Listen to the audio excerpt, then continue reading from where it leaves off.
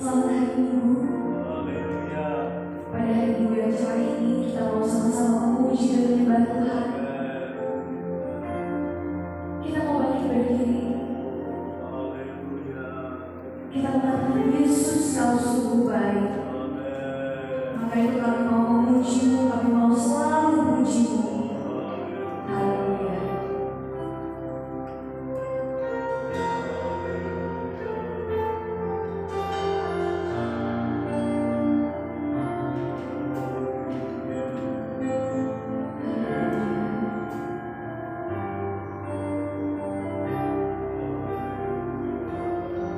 Mari sama-sama kita katakan Yesus kau sungguh baik.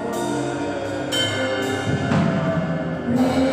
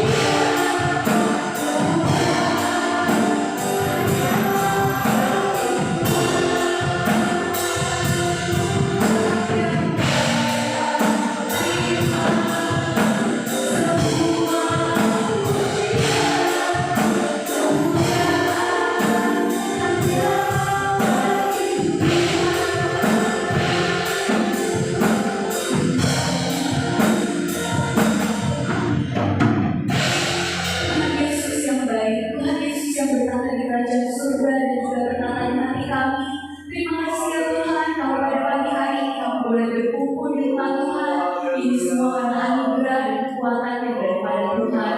Ya Bapa, sebelum kami lebih jauh menghadap hadirat-Mu ya Tuhan, biarlah Engkau yang menguduskan setiap kami, mengampuni setiap dosa dan kesalahan kami, menyucikan kami Tuhan, sehingga kami boleh berlayak ada di hadapan Tuhan.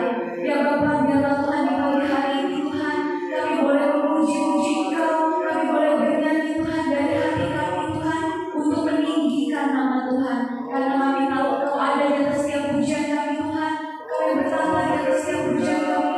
Biarlah apa yang kami nyanyikan, apa yang kami pujikan, apa yang kami sembah boleh menyenangkan bagi nama Tuhan. Ya Bapa, biarlah juga Tuhan kami Tuhan boleh Tuhan diberkati Tuhan melalui ibadah kami Tuhan, karena kami tahu pujian-pujian-Mu Tuhan mengandung kuasa Tuhan, mengandung berkat Tuhan, sehingga kami juga boleh pulang membawa berkat daripada Tuhan. Kau yang berkati Tuhan, baik para penata layar yang ada di atas mimbar maupun Tuhan para jemaat-Mu yang hadir, sama-sama Engkau berkati, baik kami yang hadir secara langsung di tempat ini maupun kami yang mengikuti ibadah secara online. Sama-sama kasih Tuhan, kuasa Tuhan, Roh Kudus-Mu sama-sama menyertai kami semua. Engkau yang berkati ibadah kami Tuhan dari awal pertengahan hingga akhirnya, tutup bungkus dengan kuasa darah-Mu Tuhan, memimpin kami Tuhan untuk bisa berada di hadirat Tuhan. Ya Bapa, biarlah Tuhan kami juga boleh Tuhan memuji Engkau tidak hanya di gereja, tapi sepanjang hidup kami memang terus memuji, meninggikan nama Tuhan, mengharumkan nama Tuhan dimanapun kami berada, menjadi anak-anak-Mu yang berjalan dalam terang. Terima kasih Tuhan Yesus, kami siap memuji Tuhan dengan sukacita hanya di dalam nama Tuhan Yesus Kristus. Haleluya, amin. Kita memujikan lagu Nyanyi Bagi Dia. Selamat suara kita mau sama-sama puji dan sembah Tuhan. Haleluya.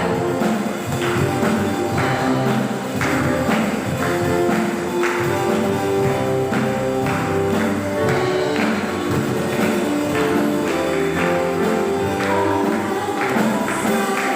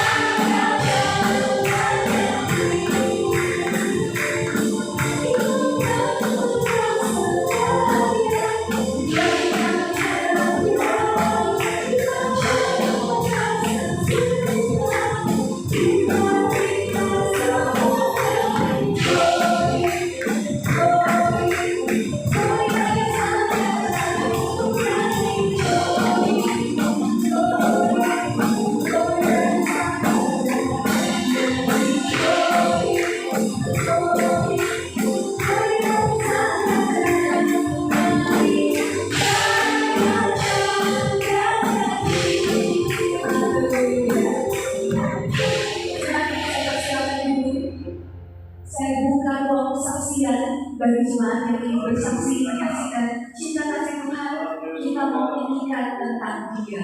Haleluya, aku mau nyanyi tentang Dia. Kita mau ceritakan kebaikannya Tuhan.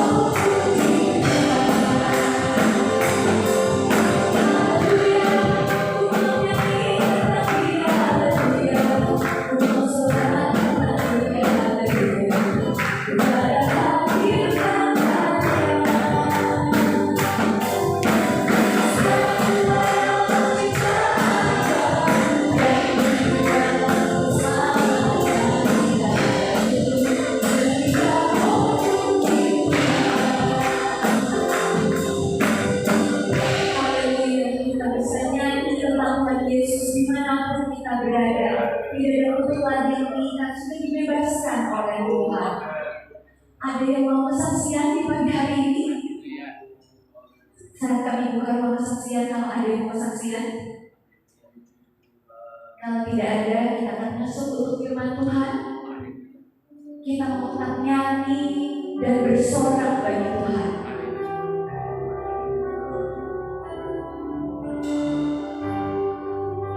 Yesus sudah menyelamatkan kita, menjadikan kita ciptaan baru, melepaskan kita dari dosa.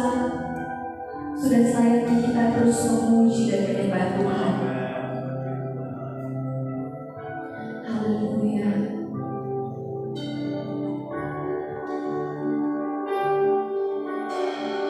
Kita mau sama-sama katakan, Yesusku penyelamatku.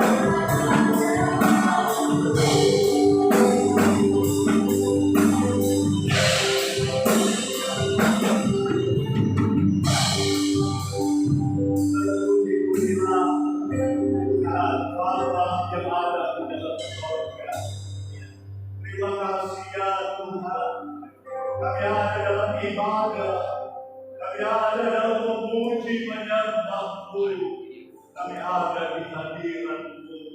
Terima kasih Tuhan. Ini sangat berarti buat hidup kami Tuhan.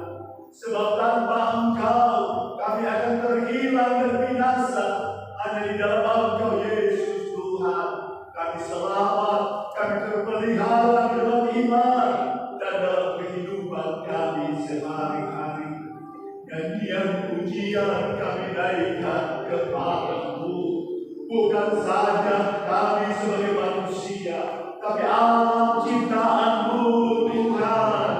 Oh bergelora, memuji Engkau Tuhan, sebab Engkau pencipta alam semesta. Tujuannya alam semesta untuk memuliakan Engkau Tuhan. Terlebih kami, umat yang Engkau selamatkan. Terima kasih Tuhan. Engkau beri dalam hati kami, dalam pikiran, dalam ucapan kami, untuk mengagungkan nama-Mu, untuk memuji menyembah-Mu. Dan inilah yang Engkau mau dari hidup kami. Itu sebabnya kami senang beribadah, senang memuliakan, membesarkan nama-Mu. Dan kami percaya Tuhan lebih jauh Engkau mengajari kami semua akan kebenaran firman-Mu sebagai pedoman hidup, sebagai petunjuk hidup bagi kami, sehingga kami mengenal jalan-Mu, mengikuti jalan-Mu, mengikuti kehendak-Mu. Berkaryalah Tuhan dalam pemberitaan firman, sebab firman itu membentuk pribadi kami tambah baik, dan tambah berkenan kepada-Mu. Baik yang memberitakan, baik yang mendengar, sama-sama Roh Kudus menguasai kami semua. Kami mau duduk dengan tenang Tuhan. Perhatian perlu tertuju kepada-Mu dalam persekutuan Roh dan firman-Mu. Dalam nama Yesus kami berdoa. Haleluya. Amin. Puji Tuhan, Bapak Ibu Saudara sekalian. Sudah tahu situasi hari-hari ini, saudara kita dari Muslim sedang merayakan Hari Raya Idul Fitri. Ya, puji Tuhan. Haleluya. Kita juga ya sama-sama memuji Tuhan dengan Pak Sutomo ya, yang minggu yang lalu ya telah mengantarkan ya jenazah daripada istri yang Tuhan sudah panggil ya untuk dimakamkan di kampung halaman ya di Tulung Agung sana. Ya, puji Tuhan, semua sudah berlangsung dengan baik dan Sutomo kembali ya ke Jakarta dan ada bersama kita dalam ibadah. Belajar dari itu semua, kita semua juga bergiliran. Nanti ada giliran Tuhan untuk menjemput saya, untuk menjemput saudara. Kalau yang sudah umurnya banyak, rasanya semakin dekat ya untuk Tuhan menjemput kita kembali kepadanya. Tapi yang lebih mudah rasanya mau lebih lama ya untuk Tuhan jemput kita ya untuk bertemu dan tinggal bersama Tuhan selamanya. Ada firman Tuhan, baik kita hidup kita milik Tuhan, kita meninggal kita juga milik kepunyaan dari Tuhan. Jadi berapa lama Tuhan kasih kita hidup, kita bersyukur. Itu umur dari Tuhan, dan umur yang Tuhan berikan, Tuhan mau supaya umur hidup kita adalah umur yang dipersembahkan untuk Tuhan, dipersembahkan untuk kemuliaan dan kebesaran dari Tuhan. Bapak Ibu Saudara, kita lanjutkan memberikan firman Matius pasal yang ke-5. Kita sudah belajar apa yang Yesus ajarkan ketika Yesus berada di suatu bukit bersama murid-muridnya, dan ada orang lain juga yang ikut serta dalam ibadah tersebut. Puji Tuhan. Bapak Ibu Saudara, di pasca yang lalu kita biasa adakan kegiatan di daerah bukit begitu, menginap di daerah puncak ya. Tetapi beberapa tahun ini tahun ini kita belum mengadakan acara di daerah bukit begitu ya. Kesempatan mendatang kiranya Tuhan tolong bisa mengadakannya. Puji Tuhan. Bapak Ibu Saudara sekalian, Yesus mengajar ada 8 hal yang sangat mendasar, yang sangat berkenan di hati Tuhan. Dan Tuhan ajarkan itu supaya apa yang sangat berkenan di hati Tuhan, itulah yang ada di hati manusia. Itulah yang ada dalam aktivitas hidup manusia. Hal yang sangat-sangat mendasar yang Yesus ajarkan tentang warga kerajaan sorga. Kita belum tinggal di sorga, tetapi Tuhan memberitahu sedikit hal sorga, hal kehidupan yang kekal di dalam sorga. Tuhan beritahu sedikit untuk kita umat manusia memahami tujuan Tuhan, maksud Tuhan yang sungguh mulia, bahwa kita hidup tidak saja untuk hidup sekian banyak tahun di dunia ini, tapi Tuhan mau kita mengerti bahwa ada hidup yang Tuhan sediakan, hidup kekal bersama Tuhan, bersama Yesus dalam sorga untuk sampai selama-lamanya. Di dalam dunia banyak pergumulan hidup, banyak tantangan hidup, tetapi di dalam sorga senang bersama Tuhan untuk selama-lamanya. Puji Tuhan, menikmati segala keagungan dari Tuhan. Untuk itu Yesus menyampaikan beberapa hal yang sangat mendasar itu. Kita sudah melihat ayat 3 sampai ayat yang ke-9.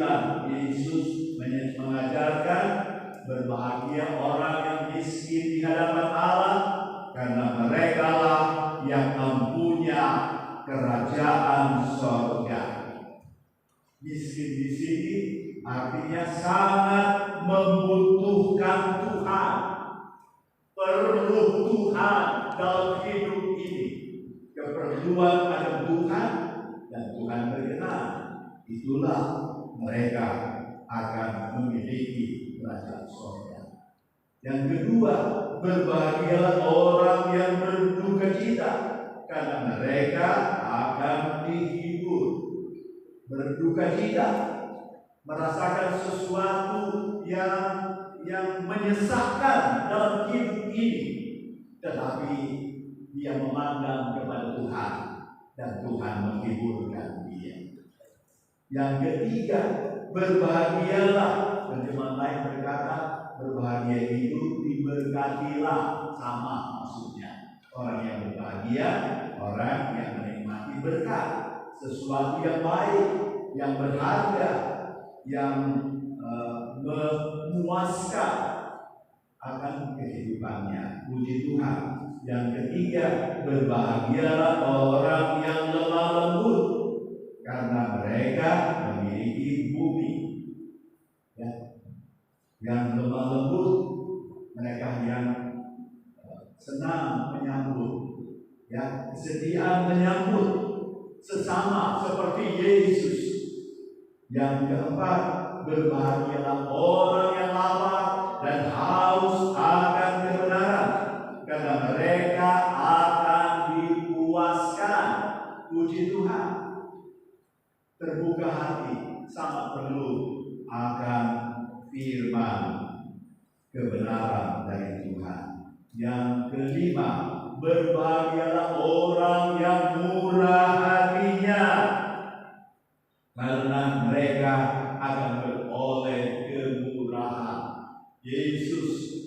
digambarkan seorang yang murah hati, seorang yang baik hati. Maka kita belajar pada Yesus, kita mau menjadi orang yang baik hati. Yang keenam, yang ketujuh, berbahagialah. Yang keenam, berbahagialah orang yang suci hatinya, karena mereka akan melihat, memandang Tuhan. Hati yang suci, hati yang bersih, ya, hati yang tulus seperti Yesus. Yang ketujuh, berbahagialah orang yang membawa damai, karena mereka akan disebut anak-anak Allah. Seorang yang belajar pada Yesus, seorang yang mengikuti Yesus, seorang yang percaya, Yesus menghadirkan damai, dan damai itulah yang dibawanya dalam hidup. Dia mau berdamai. Dia tidak untuk bermusuhan. Hidup ini bukan untuk bermusuhan atau untuk mencelakakan, tetapi hidup ini adalah untuk membawa damai Tuhan, baik buat diri sendiri, baik buat orang lain. Dan yang ke-8, ayatnya yang ke-10 sampai ayat 12, kita baca bersama-sama. Matius pasal 5 ayat 10 sampai 12, kita baca dengan mengeluarkan suara. 2, 3. Berbahagialah orang yang dianiaya oleh sebab kebenaran, karena mereka lah yang punya ajaran surga. Berbahagialah kamu jika karena aku kamu dicela dan dianiaya, dan kepadamu difitnahkan segala yang jahat. Bersujudlah dan bergembiralah, karena upahmu besar di surga. Sebab demikian juga telah dianiaya nabi-nabi yang sebelum kamu. Amin. Firman Tuhan. Berbahagialah orang yang dianiaya oleh sebab kebenaran, karena merekalah yang mempunya kerajaan sorga.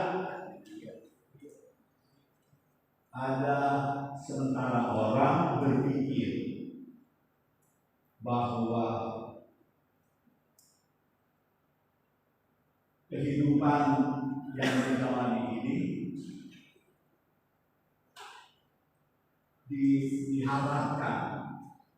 diharapkan mulus-mulus saja, baik-baik saja, tak ada masalah. Tapi faktanya dalam hidup ini, baik kita di rumah, di perjalanan, di pekerjaan, di sekolah, atau dimanapun kita berada, ada saja permasalahan. Mungkin ada yang menyenangkan, tapi ada satu waktu tidak menyenangkan, tidak mengenakan. Bapak Ibu Saudara sekalian, belajar dari firman Tuhan yang Yesus ajarkan ini sepertinya tidak umum dipahami oleh manusia. Sebab Yesus mengajar berbahagia yang dianiaya karena kebenaran. Rasanya kurang bisa dapat diterima begitu, ya. Dianiaya kok bahagia, dicelakakan kok bahagia, mengalami kesukaran kok bahagia. Sampai di situ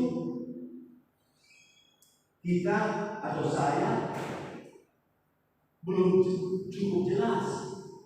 Tapi kemudian Yesus mengajar karena kebenaran.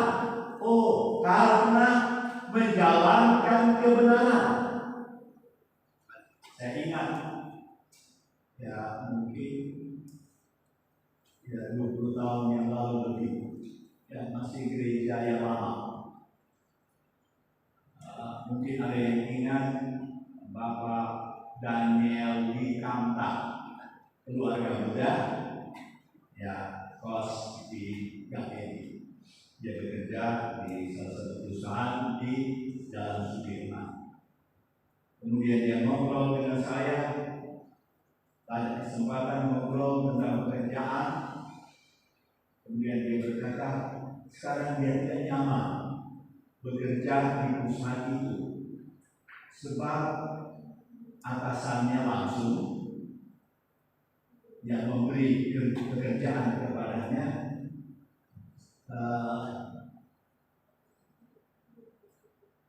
sepertinya tidak senang saya bekerja di situ. Nah, begitu.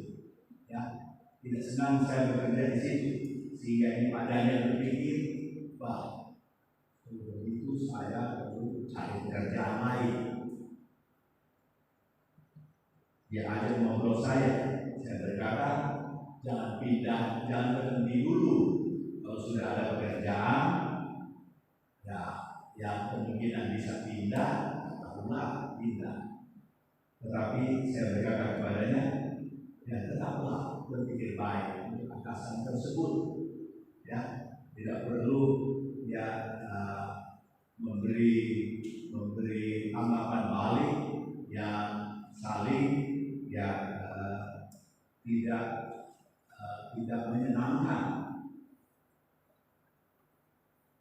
Kemudian beberapa bulan kemudian dia ngobrol lagi dengan saya dan dia berkata, atasan saya sudah pindah, saya belum jadi pindah.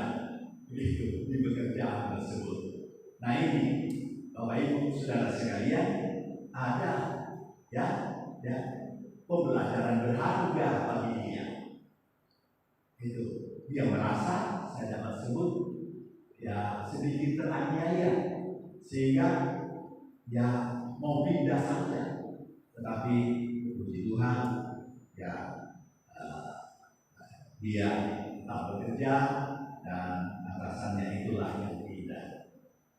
Kesempatan lain dia bercerita juga, sekarang saya mau pindah ke tempat lain yang gajinya ya lebih besar, dan kemudian terjadilah dia bisa pindah ya ke pekerjaan yang lain tersebut.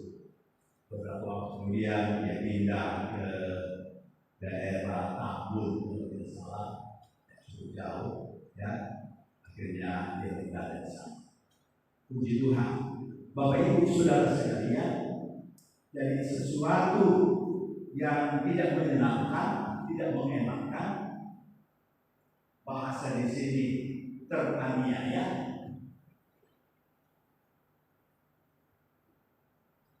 dalam hal kebenaran, maka Tuhan berkata itu berbahagia, kecuali teraniaya karena tidak benar.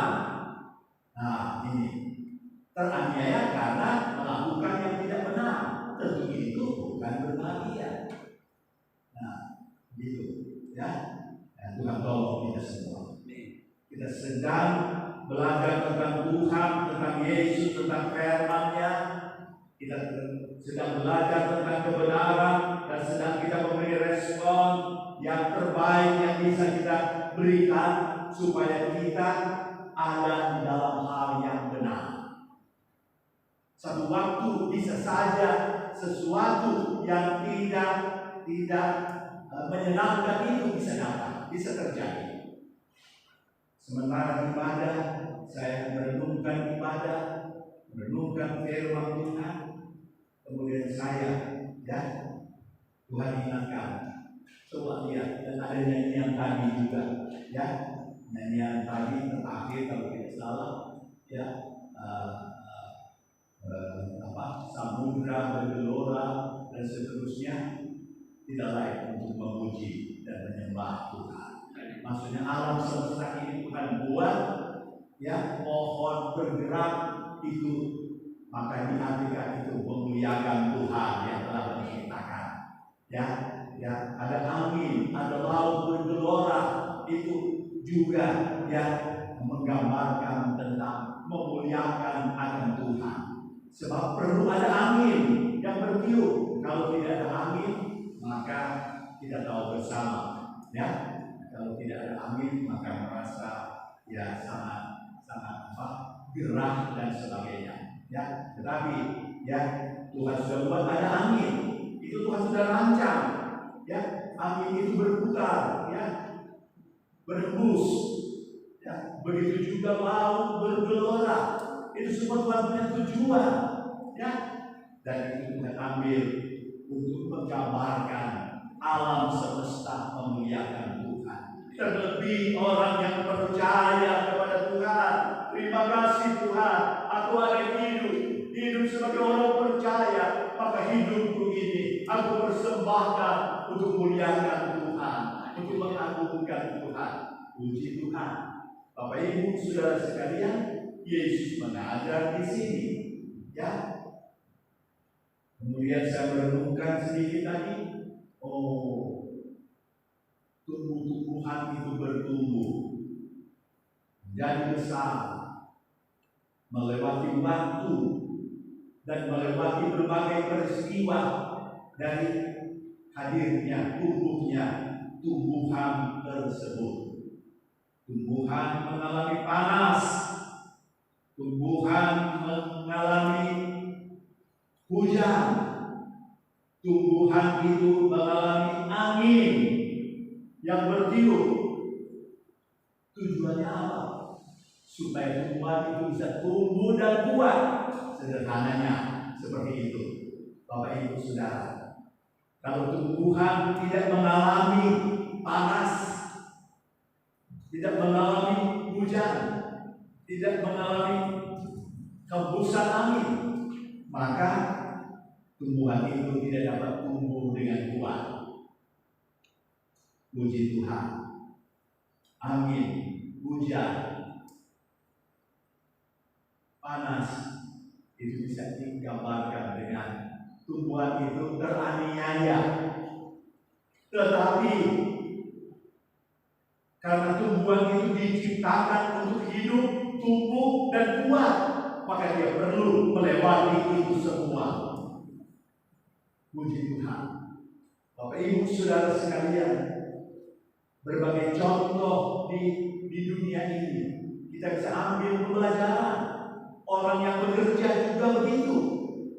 Orang bekerja, dia bekerja mengikuti aturan yang dibuat oleh perusahaan. Dia tidak bisa bekerja seturut kehendaknya sendiri, tetapi perlu memenuhi apa yang ditugaskan oleh perusahaan tersebut. Dan itu bisa juga digambarkan, Bapak Ibu Saudara. Dia tidak bisa sebebas yang bisa dia jalani sendiri. Dia hidup dalam keteraturan itu, keterikatan itu. Dan itu juga dapat disebut, ya, dia semacam secara pribadi dia dapat disebut teraniaya juga, Bapak Ibu Saudara, sebab dia tidak sebebas sebelum dia bekerja, begitu, semau sebelum dia bekerja, sebab dia bekerja, dia perlu mengikuti kemauan dari perusahaan, ketentuan dari perusahaan tersebut, maka kegiatannya, ya, menjadi tidak sebebas sebelum itu. Nah, ini juga dapat digambarkan, ya, Bapak Ibu Saudara sekalian. Nah, di sini Yesus mengajarkan, diberkatilah orang yang teraniaya karena kebenaran. Melakukan kebenaran, Bapak Ibu Saudara, di antara sekumpulan orang bisa dikatakan oleh sementara orang, sok benar. Nah, begitu, ya, itu. Padahal dia melakukan kebenaran, tetapi bisa dikatakan orang lain sok benar. Itu artinya tidak benar sebenarnya, ya, begitu. Itu artinya dia juga menjadi teraniaya, bukan fisik, tapi teraniaya lewat ucapan. Bapak Ibu Saudara sekalian, tapi dia berbuat yang benar, tetapi dia teraniaya. Bapak Ibu Saudara, di sini kita mau belajar sedikit apa yang Yesus ajarkan tentang teraniaya karena kebenaran, dan itu berkat. Karena mereka yang mempunyai kerajaan surga. Itu menunjukkan Bapak Ibu Saudara sekalian, memang dunia ini seperti itu. Ada saja hal teraniaya dalam hidup ini. Tetapi kalau mereka mendapatkan itu, maka itu artinya mereka punya nilai hidup kerajaan Allah. Tuhan tolong supaya nilai hidup kerajaan Tuhan ada pada kita dalam semua situasi hidup kita. Nilai-nilai hidup kerajaan Allah, nilai-nilai hidup Tuhan dalam hidup kita. Di sini kita belajar sedikit tentang teraniaya oleh sebab kebenaran. Ayat 11 menjelaskan, berbahagialah kamu, diberkatilah kamu, jika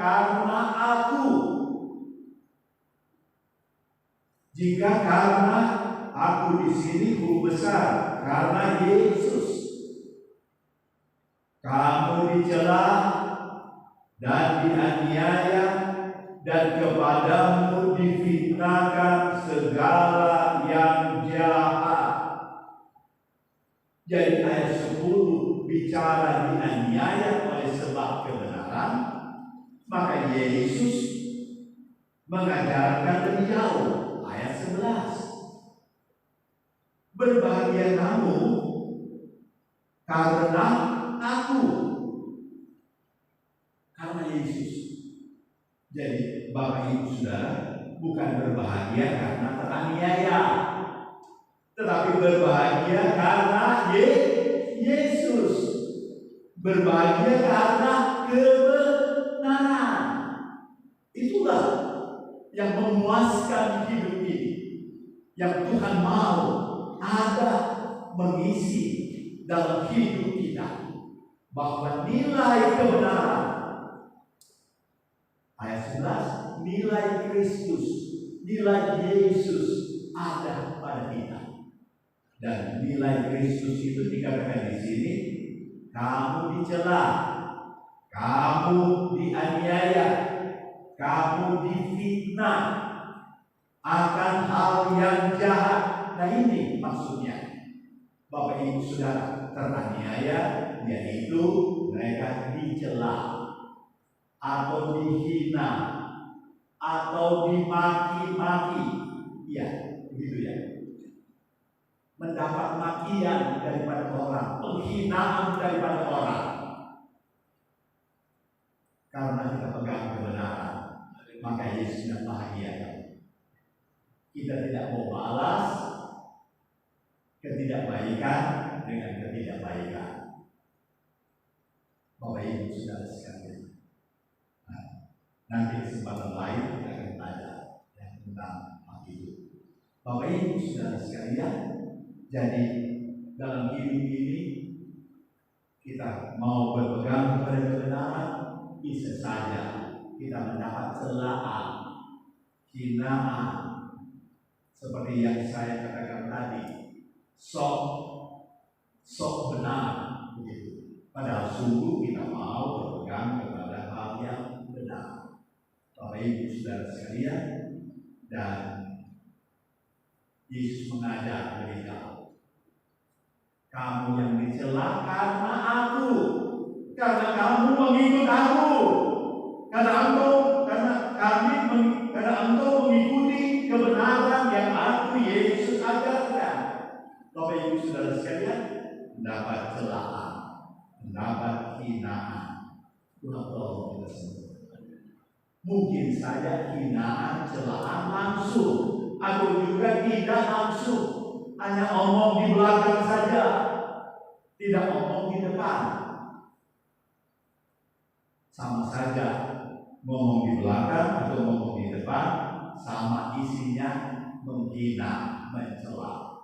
Tuhan tidak inginkan itu ada dalam hidup kita. Dan itu berarti kalau hidup mencela orang lain, menghina, mempermalukan orang lain, maka itu tidak akan membuat dia bahagia. Dia pikir dia senang. Berkata, bersikap seperti itu. Tetapi terbalik, Tuhan berkata, berbahagia karena Yesus, bukan karena mencela atau menghina tersebut, bukan tolong tersebut. Tidak dididik Tuhan. Kemudian yang dianiaya apa lewat tindakan, apa lewat ucapan, atau lewat fisik, itu bisa saja terjadi di dalam hidup ini. Tetapi kalau karena kebenaran, maka kalau hal itu datang menimpa dalam hidup kita, maka Yesus berkata, engkau teraniaya, engkau kena pukulan, tetapi Yesus berkata, karena kebenaran, karena mengikut aku, maka engkau diberkati. Artinya Tuhan kuatkan dia, Tuhan hiburkan dia.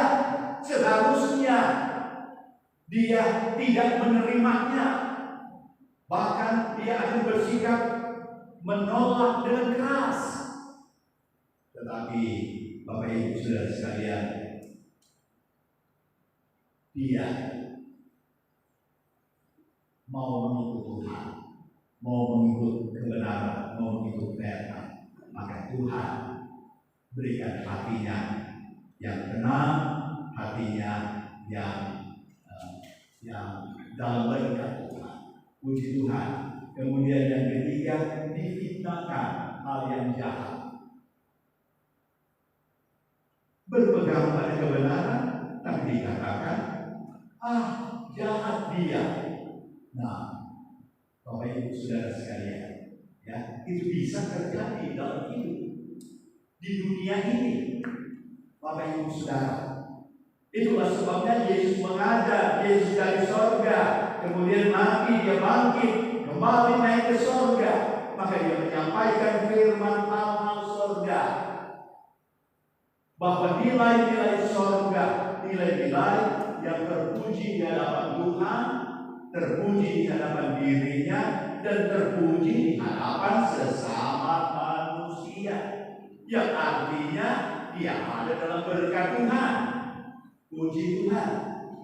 Selanjutnya Yesus menyampaikan ayat 12, bersukacita dan bergembiralah karena upahmu besar di sorga. Puji Tuhan. Ternyata dalam hidupnya sehari-hari dia mendapat berkat Tuhan karena dia berpegang pada kebenaran. Itu berarti selama dia hidup dia mendapat berkat Tuhan.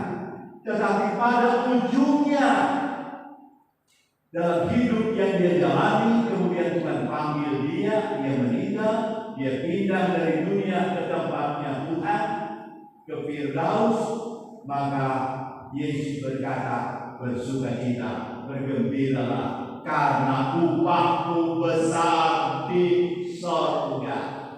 Itu berarti Tuhan yang di sorga senang melihat kepada umatnya, jika umatnya mau menyambung kebenaran Tuhan, kebenaran Yesus di dalam hati, pikiran, dan seluruh hidupnya. Bapak Ibu Saudara, nilai-nilai kerajaan Allah, sikap hidup kerajaan Allah, sikap hidup yang benar, sikap hidup yang terpuji, itulah yang Yesus Tuhan berkenan untuk kita nikmati dalam hidup ini. Bapak Ibu Saudara, kita menikmati hidup di dalam Yesus, menikmati hidup bersama dengan Yesus. Maka Yesus mengajarkan apa yang membuat Tuhan senang, dan apa yang dapat membuat orang lain dapat melihat dan menyaksikan walaupun ada hal-hal yang tidak menyenangkan telah datang kepadanya, dia teraniaya, tetapi ternyata dia ada di pihak Yesus. Yesus ada dan mendampingi dia untuk menguatkan dia dan untuk menghibur dia. Bagian terakhir Yesus katakan, demikian juga telah dianiaya nabi-nabi yang sebelum kamu. Artinya ada pembelajaran nabi-nabi perjanjian lama. Dalam nabi-nabi perjanjian lama, Bapak Ibu Saudara, kita belajar bahwa apa yang Tuhan firmankan, nabi silakan sampaikan, silakan beritakan apa yang difirmankan Tuhan. Kita coba melihat sedikit dalam kitab nabi-nabi.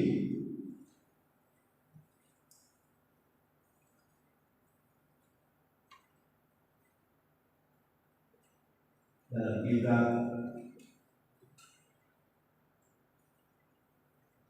contoh Yeremia pasal 7. Dalam Yeremia pasal 7, khotbah Yeremia mengenai bait suci.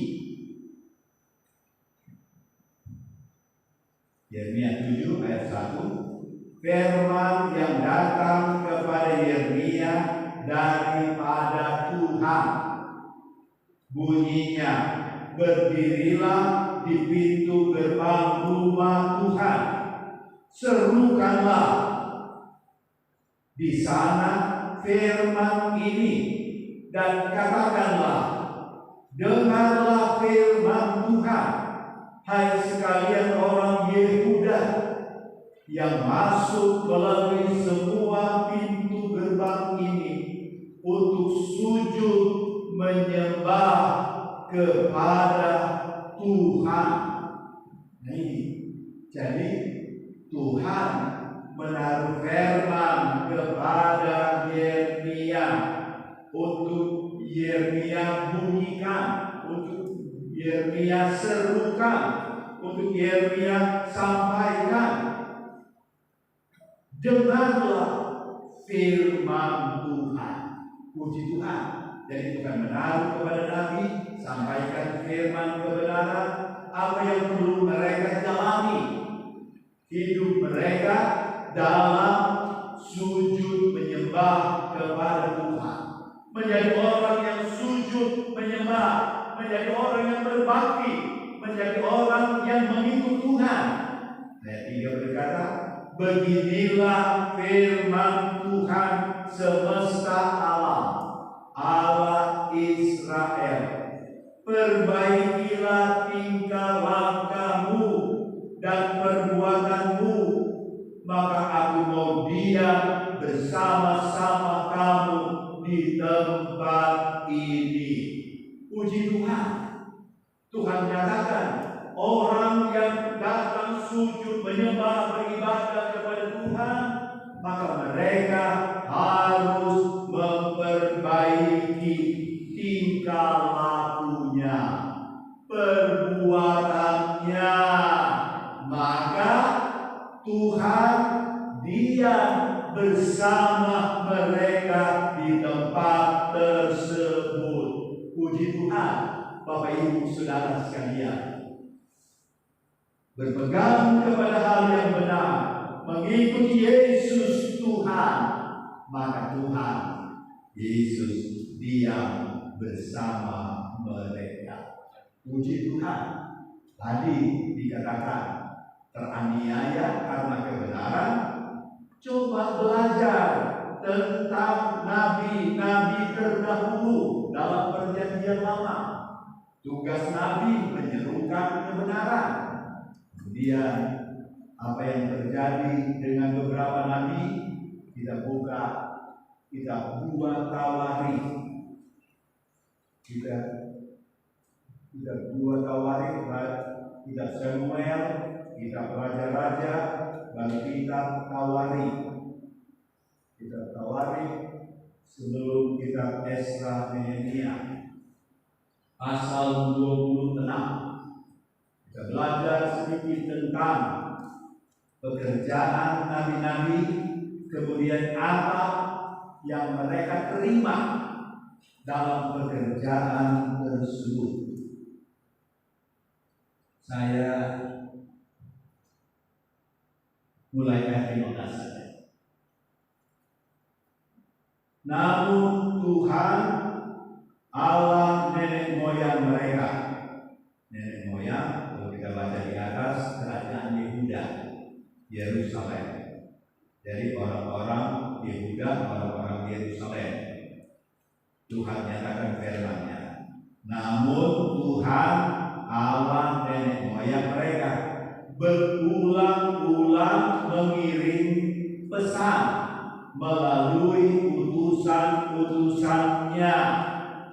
Jadi Tuhan menyampaikan pesan firman Tuhan melalui utusan-utusannya, yaitu nabi-nabinya. Itulah sebabnya kita perlu beribadah, kita perlu belajar firman, pesan Tuhan, pesan firman Tuhan perlu disampaikan berulang-ulang untuk membawa umat Tuhan semakin memahami akan maksud Tuhan dan semakin menurut kepada Tuhan. Mengapa Tuhan berulang kali mengirim pesan melalui utusan-utusannya? Dijawab Tuhan melalui ayat ini pula. Karena Ia Tuhan sayang kepada umatnya dan tempat kediamannya, yaitu baitnya, tempat ibadah. Karena Tuhan sayang, maka Tuhan berulang kali menyampaikan pesan, menyampaikan firman melalui utusan-utusannya, melalui nabi-nabinya. Puji Tuhan. Karena Tuhan sayang, kita perlu berulang kali belajar firman Tuhan. Boleh katakan amin? Kita juga perlu ambil waktu membaca firman Tuhan. Kita perlu mempelajari secara pribadi. Kita perlu ambil waktu berdoa, Tuhan, berilah pengertian akan kebenaran firman-Mu. Kita perlu datang berhimpun beribadah. Melalui nyanyian juga kita belajar itu bagian dari firman. Dan melalui baca firman, pemberitaan firman, maka kita belajar tentang Tuhan, tentang firman-Nya. Puji Tuhan. Ayat 16. Tetapi mereka, maksudnya orang Yehuda, orang yang tinggal di Yerusalem, mereka mengolok-olok utusan-utusan Allah itu. Jadi mereka mengolok-olok utusan Allah. Itu berarti mereka mengolok-olok pesan firman yang disampaikan. Mereka tidak menghargainya, mereka tidak menghormatinya.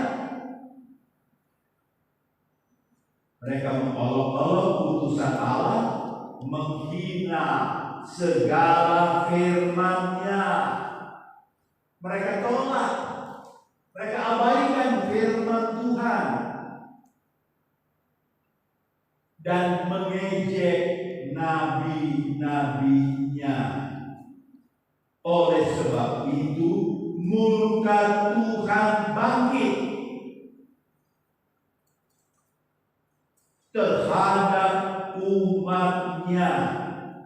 Tuhan murka, Tuhan marah dengan sikap umat-Nya yang mengolok-olok, yang menghina, yang mencela, yang mengabaikan akan firman Tuhan, akan pemberitaan oleh para nabi.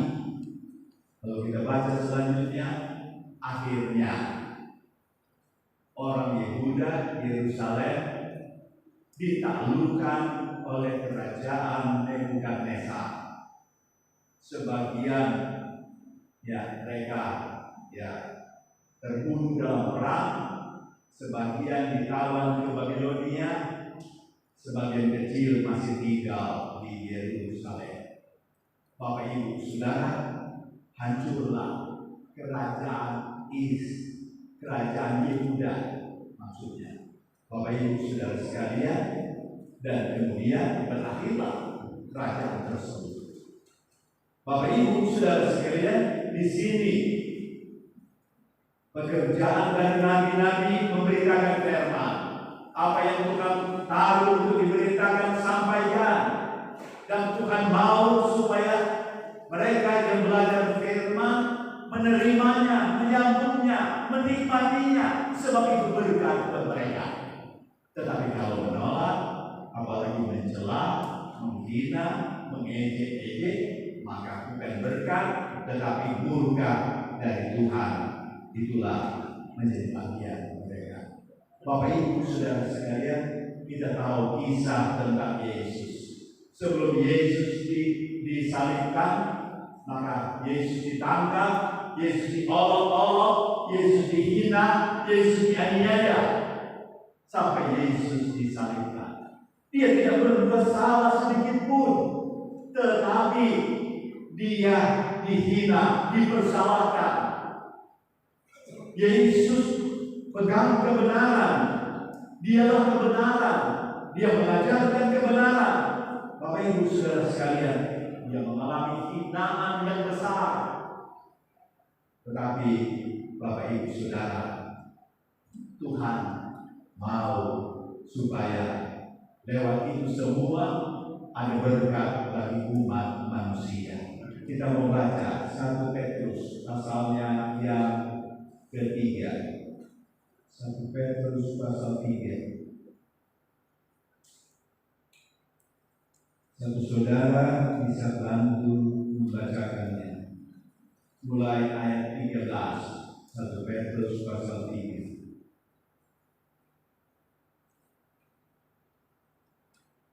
1 Petrus pasal 3 Ayat 13 dan 11. Dan siapakah yang akan berbuat jahat terhadap kamu jika kamu rajin berbuat baik? Sampai di sini dulu.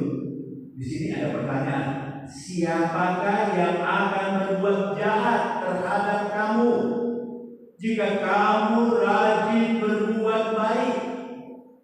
Apa jawabannya? Jika buat baik, siapa yang membuat jahat? Ini pertanyaan. Ayat 14. Tetapi sekalipun kamu harus menderita juga karena kebenaran. Tetapi kamu harus menderita juga karena kebenaran. Ternyata dalam berpegang pada kebenaran ada penderitaan atau kesusahan yang dialami. Silakan. Kamu akan berbahagia. Ya. Sebab itu janganlah kamu takuti apa yang mereka takuti, dan janganlah gentar. Ya. Tetapi kuduskanlah Kristus di dalam hatimu sebagai Tuhan, dan siap sedialah pada segala waktu untuk memberi pertanggungjawab kepada tiap-tiap orang yang meminta pertanggungan jawab dari kamu tentang pengharapan yang ada padamu, tetapi haruslah dengan lemah lembut dan hormat 16.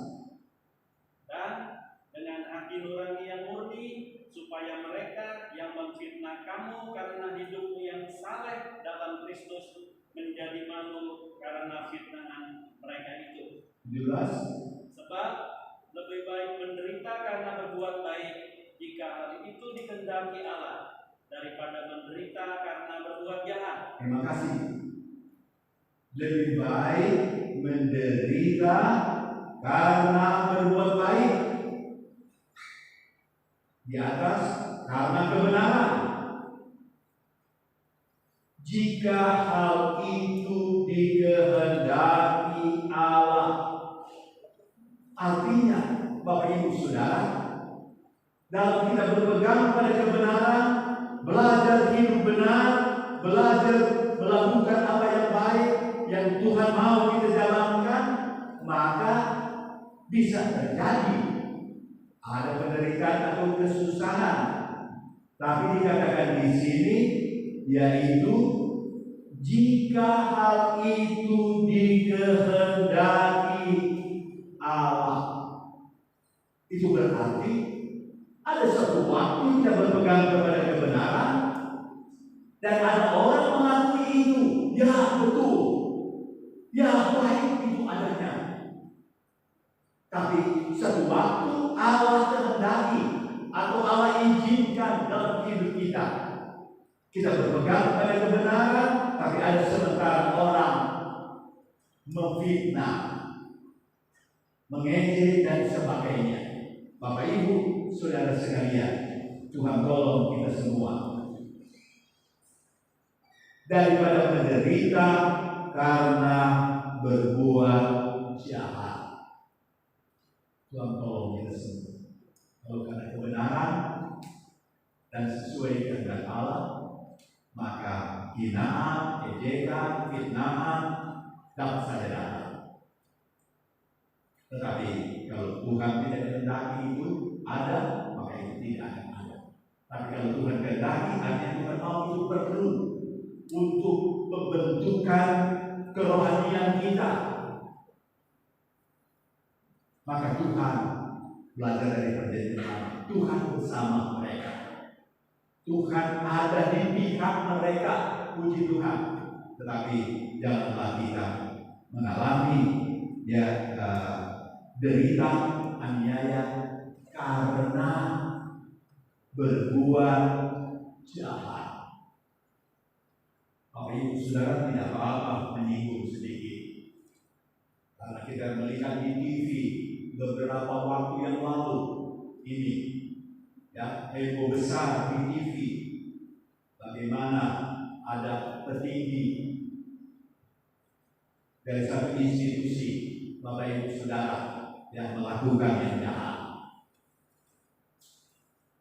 Kemudian bulan berikutnya ada juga petinggi dari satu institusi melakukan kegiatan narkoba yang dilarang tersebut. Yang satu pembunuhan, yang satu adalah soal narkoba yang dilarang dan yang sangat merugikan itu. Kemudian ada keputusan hakim masuk penjara dan sebagainya. Itu karena berbuat jahat. Maka dia terima akibatnya secara hukum bernegara.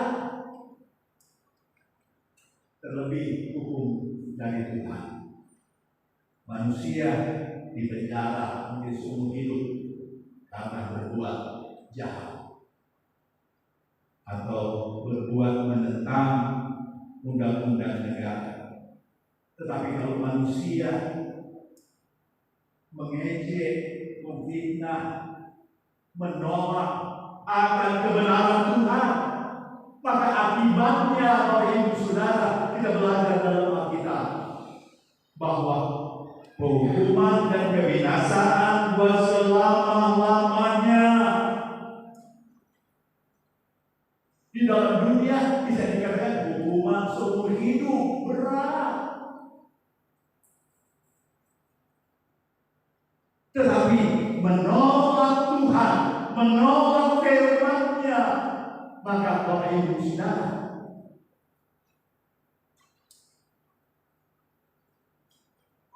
adalah hukuman buat selama-lamanya.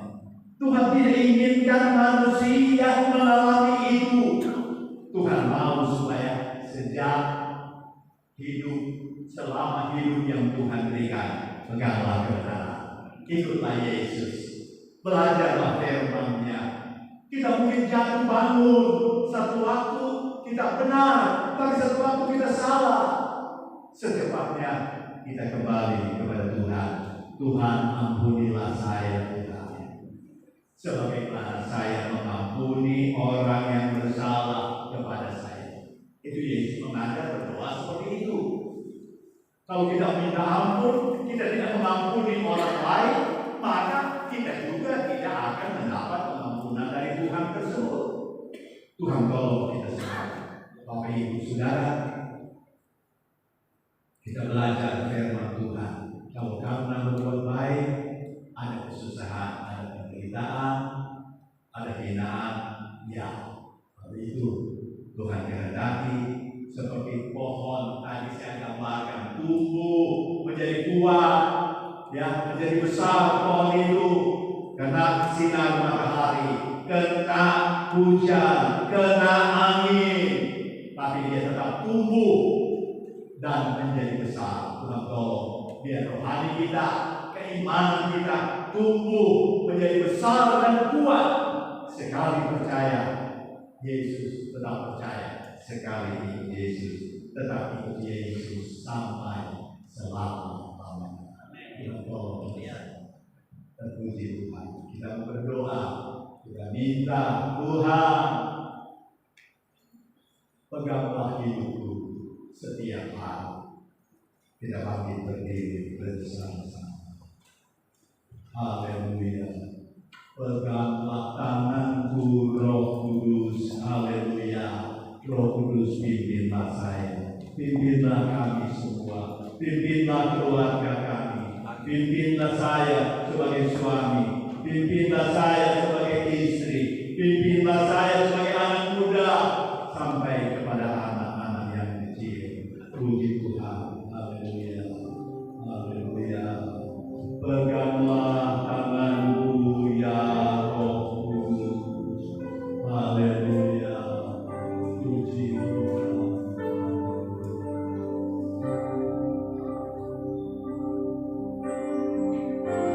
Kemudian saya minta Bapak Pendeta Alex berdoa.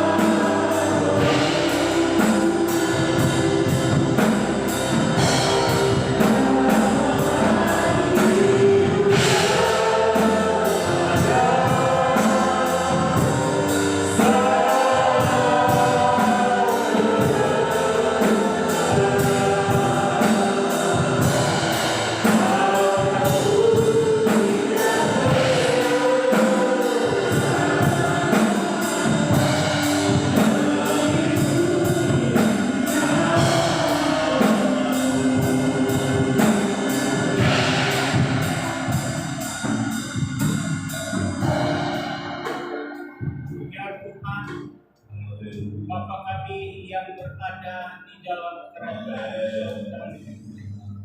Bapa yang kami panggil, kami sembah di dalam nama Tuhan kami Yesus Kristus.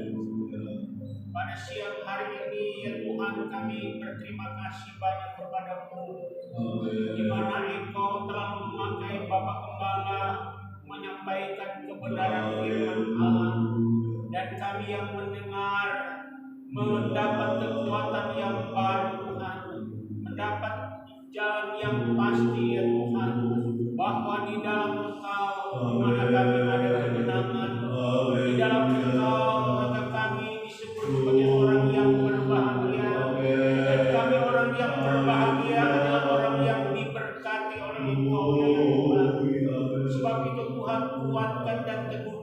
kami menghadapi setiap apa yang kami hadapi setiap hari Tuhan.